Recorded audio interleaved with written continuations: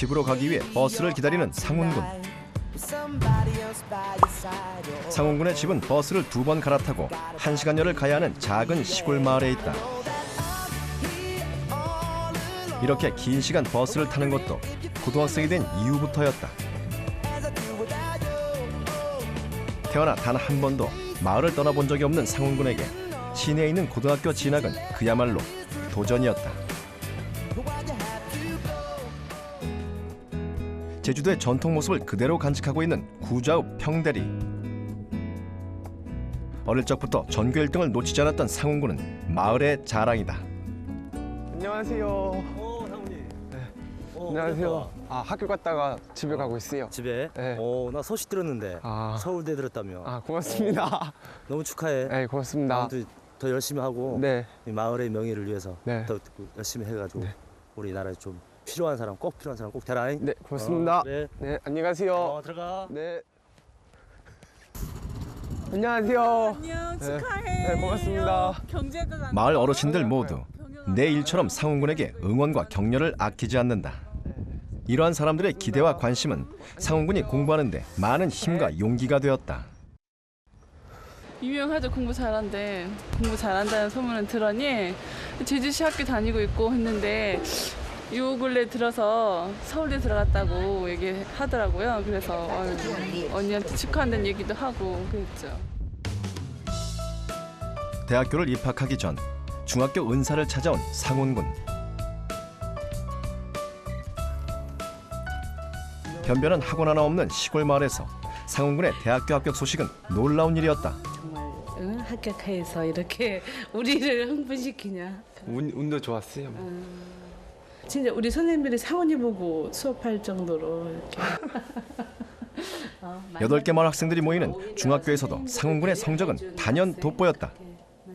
그 대기고등학교가 전도 중학교에서 다 온 학생들, 특히 우수한 학생들이 모인 집단이기 때문에 우리 학교처럼 작은 학교에서 이제 수석으로 입학했고 또 1학년 때도 수석으로 한다는 게 운이 좋아서 할 수도 있겠다 이런 정도로 생각을 했지 계속 그렇게 3년 동안 그렇게 그 선두 그룹에서 1등 하리라고는 생각하지 못했죠.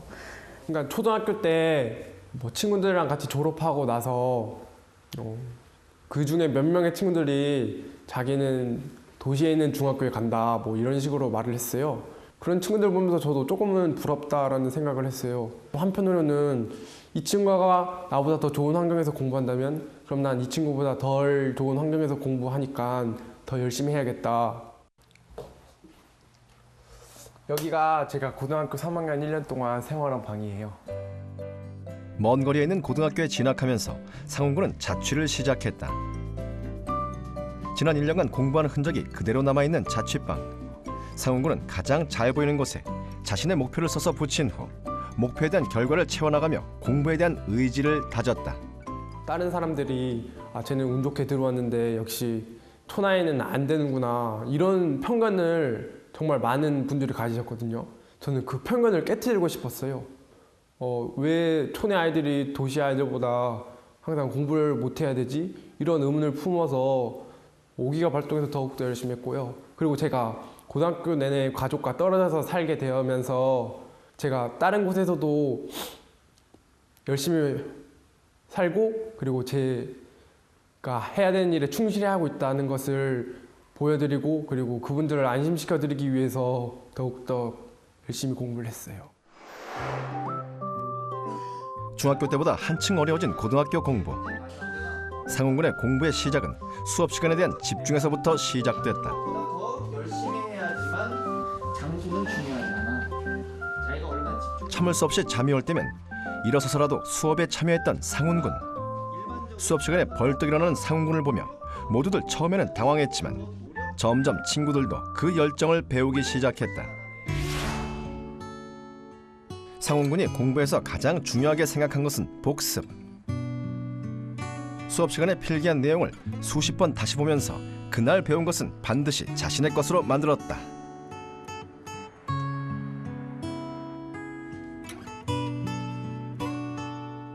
하지만 다른 과목과는 달리 외국어에서만큼은 어려움을 느꼈다.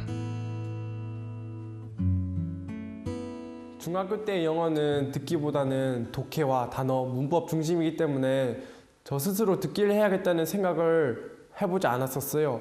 그런데 중학교 때 전국 시도교육청이 주관하는 영어 듣기 시험이란 걸 듣고 나서 정말 하나도 안 들렸었거든요. 그런 일이 있으니까 제가 듣기를 열심히 해야겠다라는 생각을 하게 돼서 그때부터 듣기 공부를 했는데요.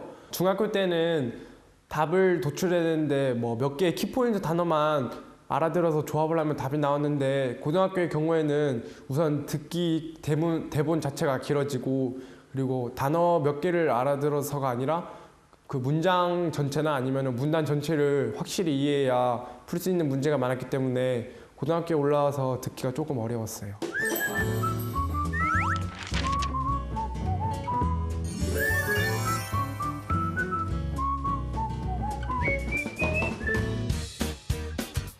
상훈군이 영어 듣기 공부에서 가장 중요하다고 생각하는 것은 꾸준함과 반복이다.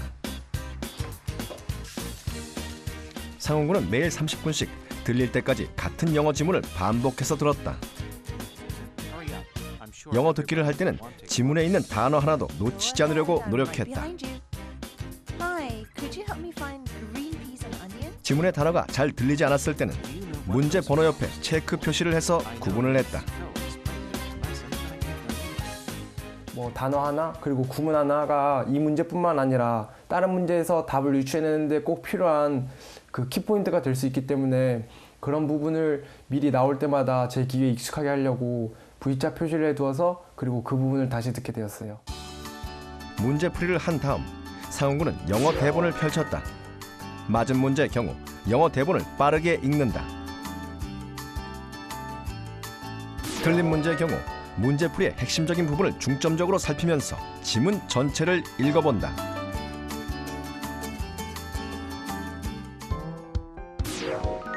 체크 표시가 된 문제의 경우 영어 대본을 보면서 들렸던 단어와 듣지 못한 단어를 구분하여 듣지 못한 부분을 주의 깊게 읽어본다.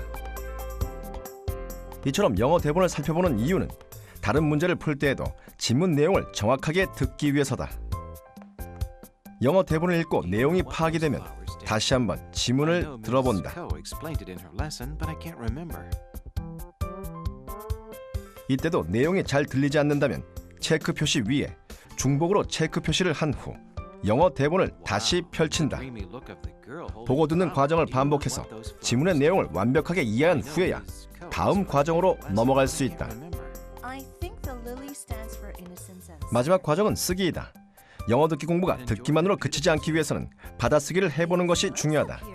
상훈군은 듣기의 흐름을 놓치지 않으면서 핵심 단어를 적었다. 듣기와 동시에 핵심 단어를 적어봄으로써 상훈군은 듣기 실력뿐 아니라 독해력도 향상시킬 수 있었다. 연습장에 적은 단어는 문제를 푸는데 꼭 필요한 키포인트 단어들이에요. 제가 이 단어를 적은 이유는 이 단어들이 중간중간에 나타나는 경우가 많거든요. 그럼 이 단어를 적어봄으로써 그 앞뒤 흐름에 따라서 듣기를 할 수가 있고 그리고 문제를 푸는데도 쉽게 다가갈 수 있기 때문에 이런 연습을 했어요. 처음에는 영어 듣기 지문 하나에 2시간씩 매달려 있었다는 상훈군. 하지만 꾸준한 듣기 연습으로 점점 영어 듣기에 자신감을 얻은 상훈군은 영어 듣기를 1.3배 빠르기로 듣기 시작했다. 긴장의 연속인 실전에서 핵심 단어가 정확하게 들리는 효과를 볼 수 있었기 때문이다.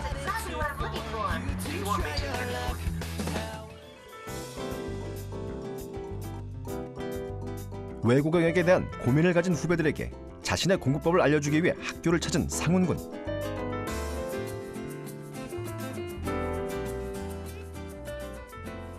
외국어 영역을 공부하는 데 있어서는 독해와 듣기 이 두 가지를 크게 나누면 이 두 가지인데 뭐 독해는 우선 단어가 바탕이 되어야 된다고 생각해. 단어를 우선 많이 외우고 그리고 항상 너희들이 문제를 풀었을 때 뭐 어려웠던 구문이나 아니면 어려웠던 문법이 있었다 하면 그것을 꼭 짚고 넘어가야 돼.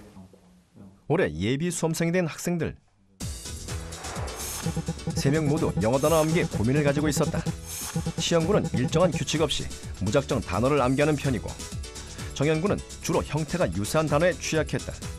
그리고 동민군은 단어를 빨리 외우고 빨리 읽는 것이 고민이었다. 세 사람의 암기 방법을 살펴보기 위해 30분 동안 단어 50개를 함께 외워보기로 했다. 단어를 외우기 시작하자마자 3명의 학생들은 연습장에 단어를 쓰기 시작했다.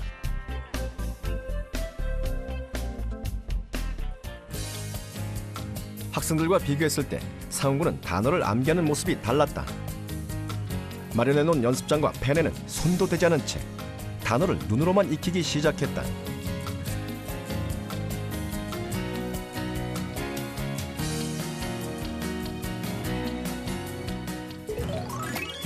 (30분) 동안 외운 단어를 이용해 곧바로 시험을 쳐본 상훈군과 후배들. 네 사람 모두 문제지의 빈칸을 자신있게 채워나갔다. 시험 결과는 어땠을까? 단어를 암기한 직후에 본 시험에서는 네 사람 모두 빠짐없이 만점을 기록했다. 다음 날 하루가 지난 후 아이들은 단어를 얼마나 기억하고 있을까? 네 사람은 동일한 단어로 문제 순서만 바꾼 단어 시험을 다시 한번 보기로 했다. 그런데 자신만만하던 아이들의 시험지에 빈칸이 보이기 시작했다. 시험 결과 100점이었던 어제와는 달리 상훈이를 제외한 아이들 모두 점수 차이를 보였다. 좀 철자가 비슷한 단어나 아니면 좀 생소한 단어들 있잖아요. 그런 게 잘 안 외워져가지고 좀 확실히 못 외워서 오늘은 틀린 것 같아요. 혼동되는 단어나 잘 안 외워지는 단어를 다른 방법으로 외우진 않고 그냥 똑같이 외워요.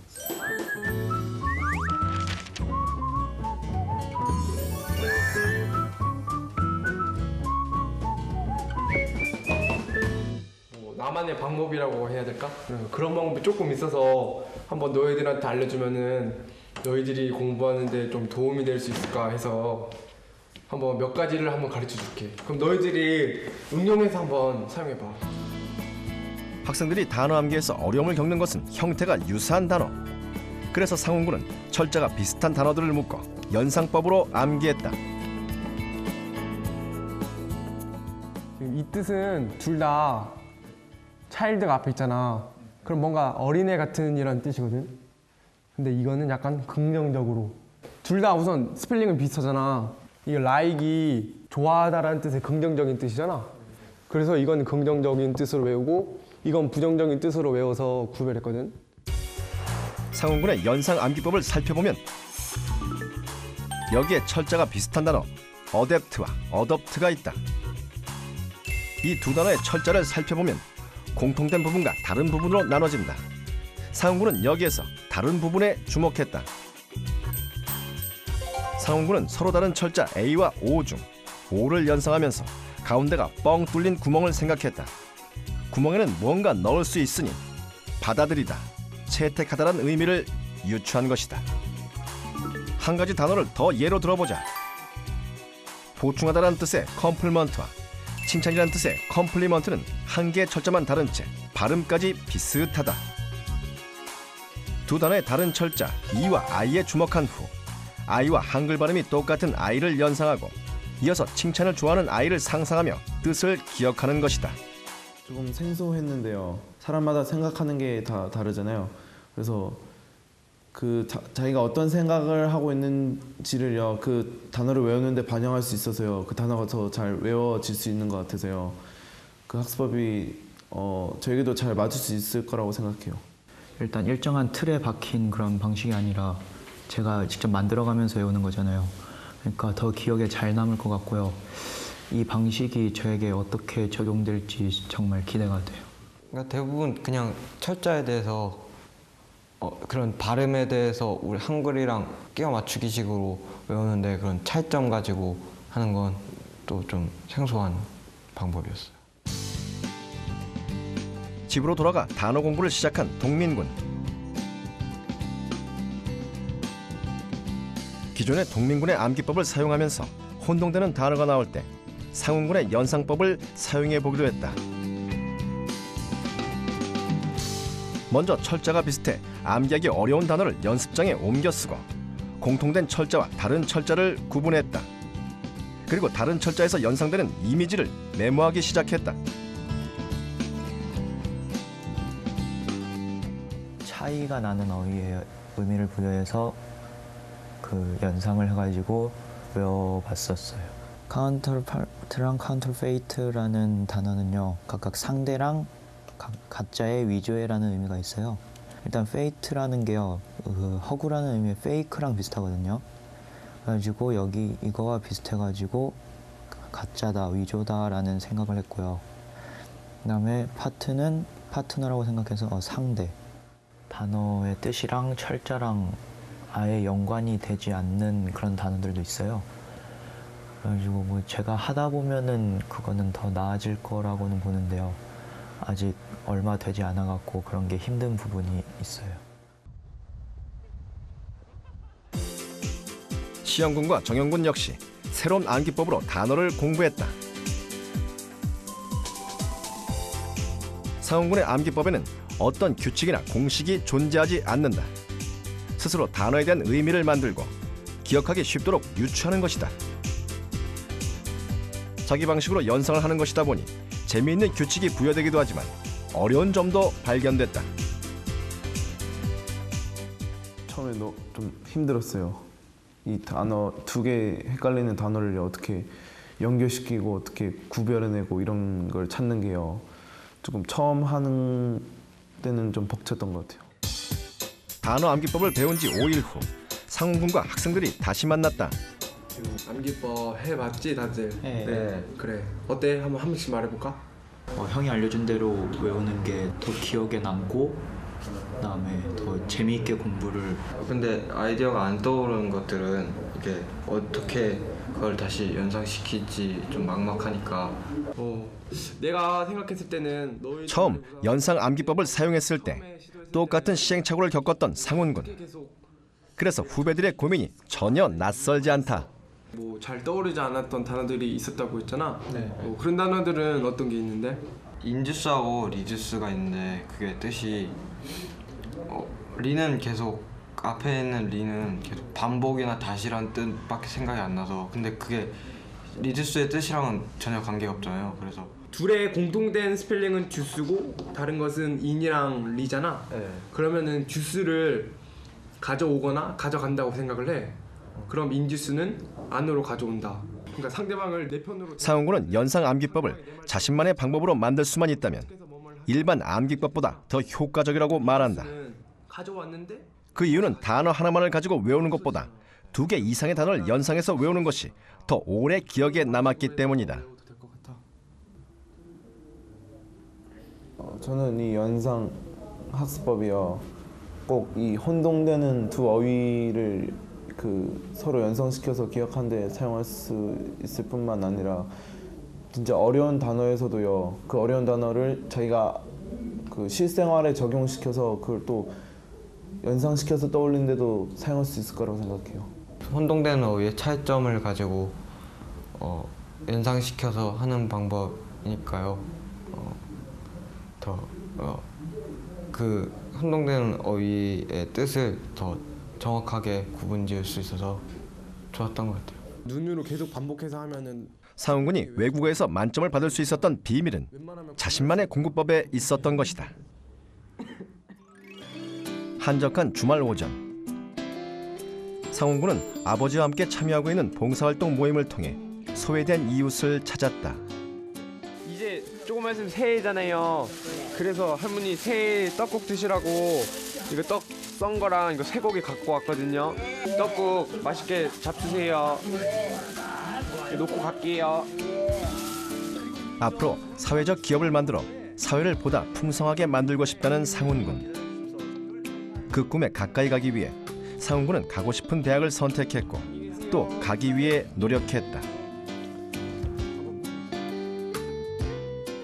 오랫동안 공부를 하면서 제가 느꼈던 점은 정말 제가 꿈을 갖고 열심히 하면은 그 꿈이 이루어진다는 거였어요. 솔직히 제가 이 학교에 정말 들어갈 수 있을까라는 의문을 품었던 적도 정말 많았어요. 하지만 그런 의문은 잠시 접어두고 제게 꿈이 있으니까 그 꿈 하나를 바라보고 내가 이 대학을 가기 위해 정말 열심히 노력하자 이렇게 결심을 했고 그리고 노력을 했었죠. 그러니까 정말 꿈같이 이 대학에 진학하게 되었는데 공부를 하면서 모두가 힘들 텐데 자신이 갖고 있는 꿈을 한 번 더 되새겨보고 그 꿈을 나아가기 위해 열심히 노력한다면은 반드시 이루어지리라고 생각해요. 공부를 하기 위해서는 공부를 할 수 있는 환경이 중요하다. 하지만 더 중요한 것은 주어진 환경을 나에게 맞도록 바꿀 수 있는 의지가 아닐까. 시골 마을에서 공부한 것이 오히려 도움이 됐다고 말하는 상훈군. 꿈을 향한 그의 도전이 어디까지일지 앞으로의 활동을 기대해 본다.